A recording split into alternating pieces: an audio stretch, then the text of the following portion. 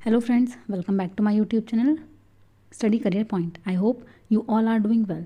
सो start करते हैं। देखिए हमारे आज के मैथ्स के जो आपकी पेडागोजी का प्रैक्टिस सेशन आपका चल रहा है, ठीक है। तो ये आज आपकी सेकंड क्लास है। तो ये जो आपका क्वेश्चन पेपर है वो आपके जो ऑनलाइन एग्जाम है सीटेट के, उनकी सिर्फ पेडागोजी आपकी कवर कर रही है, ठीक है। तो स्टार्ट करते हैं। देखिए हमारे फर्स्ट क्वेश्चन के साथ। देखिए फर्स्ट है, कक्षा फिफ्थ का एक छात्र हरमन एक वर्ग के गुण समझा पाता है किंतु वर्गों, आयतों एवं समांतर चतुर्भुज के बीच के संबंधों की व्याख्या नहीं कर पाता, ठीक है। वेन हेले के ज्यामितीय चिंतन के सिद्धांत के अनुसार हरमन चिंतन के किस स्तर पर है। तो देखिए वैन हेले का जो आपका मॉडल है उसके पूछ रहा है कि कौन से चिंतन पर है ये। तो कौन से चिंतन पर, यहाँ पर जो आपका सही आंसर हो जाएगा वो हो जाएगा आपका ऑप्शन नंबर 4 एनालिसिस, ठीक है। कौन से विश्लेषण वाले स्तर पर आपका है, ठीक है। चलते हैं देखिए नेक्स्ट क्वेश्चन पर। नेक्स्ट है, देखिए which of the following are mostly utilize to establish mathematical truths. तो देखिए मैथमेटिकल ट्रूथ्स निम्न में से किन का गणितीय सत्यों को स्थापित करने के लिए अधिकतर उपयोग होता है। तो देखिए किसका उपयोग हम करते हैं। देखिए एक्सपेरिमेंटेशन। देखिए एक्सपेरिमेंटेशन आपका सबसे ज़्यादा किस में यूज़ होता है, आपका साइंस में यूज़ होता है, ठीक है। मैथ्स में इतना कोई उसका यूज़ नहीं होता। वेरिफिकेशन के लिए या फिर लॉजिकल रीजनिंग हम यूज़ कर सकते हैं, फिर पोस्टुलेट्स। तो देखिए यहाँ पर जो आपका सही आंसर हो जाएगा वो हो जाएगा आपका ऑप्शन नंबर सी और डी। इसका मतलब यहाँ पर आपका फोर्थ आंसर बिल्कुल ठीक है। लॉजिकल रीजनिंग हम यूज़ कर सकते हैं और पोस्टुलेट्स हम यूज़ करते हैं, ठीक है। मोस्टली यूटिलाइज्ड पूछा था ना इन्होंने, तो आपका सी और डी दोनों हो जाएंगे, ठीक है। चलते हैं देखिए नेक्स्ट पर। नेक्स्ट क्वेश्चन है, देखिए निम्नलिखित में से कौन सा गणित का अधिगम करते सौंदर्यपरक मूल्यों के विकास के लिए सहायक है। तो देखिए कौन सा आपका सहायक है। विद्यार्थियों को अधिक प्रश्नों को हल करने के अवसर प्रदान करना। देखिए अगर हम विद्यार्थियों को अवसर प्रदान करेंगे, ज़्यादा से ज़्यादा क्वेश्चन आप करो, ठीक है, तो क्या वो आपका यूटिलाइज होगा। विभिन्न कलाओं, वास्तुकला और रंगोलियों में गणित के उपयोग का अन्वेषण करना, ठीक है। रियल लाइफ आपको एक्सपेरिमेंट करने चाहिए। विद्यार्थियों को उनके आसपास की गणितीय स्थितियों की जांच करने और अपने स्वयं के प्रश्न बनाने के अवसर प्रदान करना। तो देखिए यहाँ पर जो आपका बी और सी हो जाएगा वो आपका बिल्कुल ठीक है, ठीक है। बी और सी आपका बिल्कुल ठीक है। तो यहाँ पर ऑप्शन नंबर थर्ड जो होगा वो आपका बिल्कुल सही हो जाएगा। चलते हैं देखिए नेक्स्ट पर। नेक्स्ट क्वेश्चन है, देखिए व्यक्तियों का उनके स्वयं के पिछले प्रदर्शन या स्कोर के सापेक्ष उनके प्रदर्शन या अंकों की तुलना की जाती है। देखिए जो उनके लास्ट यार उन्होंने क्या स्कोर अपना दिया था, ठीक है, अब उनका कितना स्कोर है, ठीक है। तो उसमें कौन सा असेसमेंट आपका यूज़ होता है। तो उसमें जो आपका मैथमेटिक्स में जो आपका असेसमेंट यूज़ होता है वो आपका कौन सा हो जाता है। तो वो आपका हो जाता है यहाँ पर इप्सेप्टिव असेसमेंट। क्या हो जाता है आपका इप्सेप्टिव असेसमेंट, इप्सेप्टिव आकलन में, ठीक है। तो ऑप्शन नंबर 2 जो होगा वो बिल्कुल सही हो जाएगा। चलते हैं देखिए नेक्स्ट पर। नेक्स्ट क्वेश्चन है, देखिए निम्नलिखित में से कौन सा प्राथमिक स्तर के गणित में आकृतियों का परिचय कराने का मुख्य उद्देश्य हो सकता है। देखिए मुख्य उद्देश्य आपका क्या हो सकता है यहाँ पर। तो देखिए टू डेवलप विजुअलाइजेशन स्किल, या फिर to develop spatial reasoning skill, या फिर to memorize the names of the shape.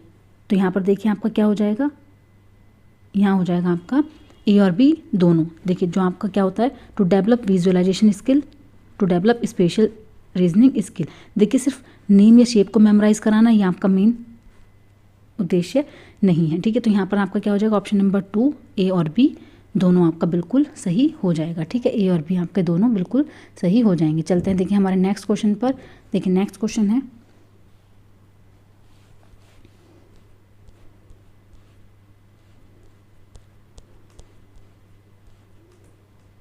देखिए नेक्स्ट क्वेश्चन आपका है, प्राइमरी स्कूली गणित शिक्षण व अधिगम हेतु निम्नलिखित में से कौन सी वस्तुओं का संसाधन जो है वो कक्षा में होना आवश्यक है। तो देखिए कौन सी चीज़ों का आपका होना आवश्यक है।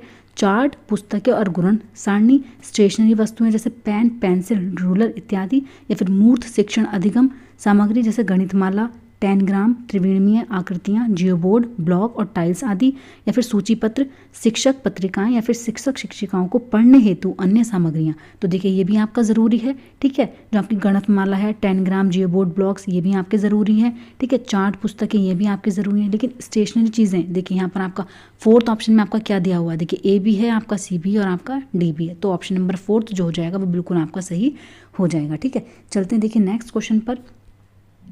नेक्स्ट क्वेश्चन है आपका, देखिए कक्षा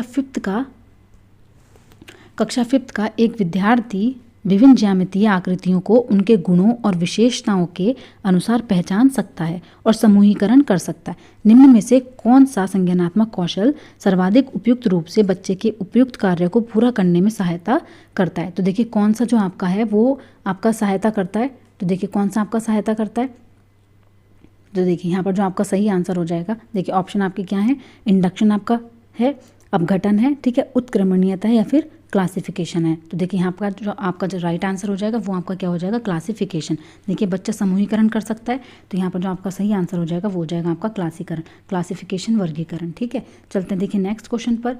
नेक्स्ट है देखिए, which among the following is the most appropriate activity for teaching the concept of money in daily life to primary class students? देखिए कौन सी आपकी चीज़ जो है वो मोस्ट अप्रोप्रिएट होगी, तो कौन सी चीज़ आपकी मोस्ट अप्रोप्रिएट होगी, ऑर्गेनाइजेशनल रोल प्ले। देखिए रोल प्ले हम जो आपके रियल लाइफ एक्टिविटीज़ हैं उससे हम चीज़ों को जोड़ सकते हैं, ठीक है। Visiting a near by market, ये भी आपका बिल्कुल ठीक है। Teaching the rules of conversation, ये आपका बिल्कुल गलत है, रूल्स हमें नहीं सिखाने। यूजिंग एल्गोरिथम, इसके लिए हम एल्गोरिथम का यूज़ करेंगे, ये भी आपका बिल्कुल गलत है। तो ऑप्शन नंबर 1 ए और बी आपके दोनों के दोनों ही सही हो जाएंगे, ठीक है। चलते हैं देखिए नेक्स्ट पर। नेक्स्ट है देखिए, निम्नलिखित में से कौन सा कथन सभी त्रिभुज समबाहु त्रिभुज हैं का निषेध है? देखिए सभी त्रिभुज जो होते हैं वो समबाहु त्रिभुज होते हैं, तो इसमें यह गलत है कि सभी त्रिभुज जो है वो समबाहु त्रिभुज हैं। एक त्रिभुज मौजूद है जो एक समबाहु त्रिभुज नहीं है। सभी समबाहु त्रिभुज त्रिभुज हैं, तो देखिए सभी समबाहु त्रिभुज त्रिभुज हैं, तो आपका बिल्कुल ही गलत है, ठीक है। ये तो आपका बिल्कुल ही गलत हो गया, ठीक है। तो यहाँ पर जो आपका ए और बी है ये गलत है कि सभी जो त्रिभुज है वो समबाहु त्रिभुज हों, ठीक है। एक त्रिभुज मौजूद है जो एक समबाहु त्रिभुज नहीं है,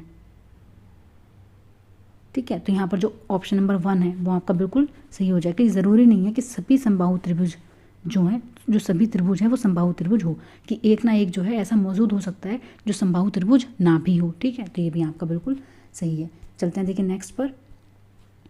नेक्स्ट क्वेश्चन है, एक बालिका व्यक्त करती है, देखिए एक बालिका जो है वो व्यक्त करती है कि रेखा A B Rekha C D से छोटी है और रेखा सी डी रेखा ई एफ से छोटी है, तब रेखा जो है वो A B Rekha E F से छोटी होगी। तो देखिए वो किस गुणधर्म का आपका क्या कर रही है, यूज़ कर रही है। मापन में वो कौन से गुणधर्म का उल्लेख किया गया है? तो देखिए कौन से गुणधर्म का आपका यहाँ पर उल्लेख किया गया है। सहचारी गुणधर्म है, कम्युनिकेटिव प्रॉपर्टी है, या फिर ट्रांसिटिव प्रॉपर्टी है, या फिर आपकी कंजर्वेटिव है, ठीक है। देखिए ए बी जो है वो छोटी है सी डी से, ठीक है। ऐसे ही बोल रहा है कि सी डी जो है वो छोटी है ई एफ से, तो कौन सी जो है वो यहाँ पर गुणधर्म यूज़ हो रहा है, कौन सी जो मेजरमेंट है वो यूज़ हो रही है, तो वो आपकी यूज़ हो रही है ट्रांजक्टिविटी। क्या हो रही है आपकी ट्रांजक्टिविटी, कि अगर ये इससे छोटा है सी डी इससे छोटा है तो इसका मतलब क्या हो जाएगा कि ए बी भी आपका क्या हो जाएगा, ई एफ से छोटा हो जाएगा, ठीक है। तो ये आपकी यहाँ पर यूज़ हुई है, तो वो हो गया आपका ऑप्शन नंबर 3, ठीक है। चलते हैं देखिए नेक्स्ट पर। नेक्स्ट क्वेश्चन है आपका देखिए, कक्षा फर्स्ट के बच्चों को गिनती और अंक की अवधारणा के शिक्षण हेतु निम्नलिखित में से कौन सा खेल विधि का एक उदाहरण है? देखिए पूछ रहे हैं कि कौन सा जो है वो एक खेल विधि का उदाहरण आपका है। तो देखिए कौन सा आपका उदाहरण है। शिक्षक शिक्षिका बच्चों को खेल के मैदान में लेकर जाएं और उन्हें गिनती का पाठ करवाएं। बच्चों को कुछ भी खेलने की अनुमति दें क्योंकि यह अंकों के ज्ञान और गणन कौशल को बढ़ावा दे सकता है। शिक्षक शिक्षिका मूर्त वस्तुओं जैसे पत्थर के टुकड़े, टोकन, मोती आदि का उपयोग करें और बच्चों को निर्देशानुसार इन वस्तुओं से खेलने की अनुमति दें। तो देखिए यहाँ पर जो आपका ऑप्शन नंबर 3 है वो आपका बिल्कुल सही हो जाएगा, ठीक है। खेल विधि का एक उदाहरण है आपका, ये आपका क्या हो जाएगा, खेल विधि का उदाहरण हो जाएगा, ठीक है। चलते हैं देखिए नेक्स्ट पर।